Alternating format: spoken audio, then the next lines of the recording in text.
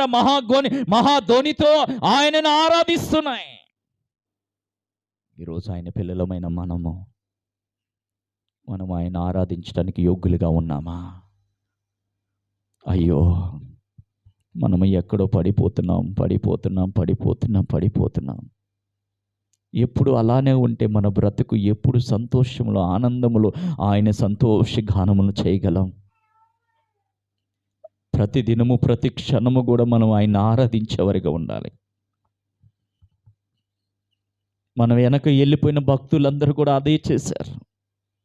ఆయన ఆరాధించే వారిలో వారు మొట్టమొదటి స్థితిలో ఉన్నారు. కాబట్టి ఈరోజు మనం ఈ స్థితిలో, ఇదిగో ఈ పరిశుద్ధమైన బైబిల్ పట్టుకొని ఈరోజు ఆయన ఆరాధించే అధికారం ఆయన మనకిచ్చాడు.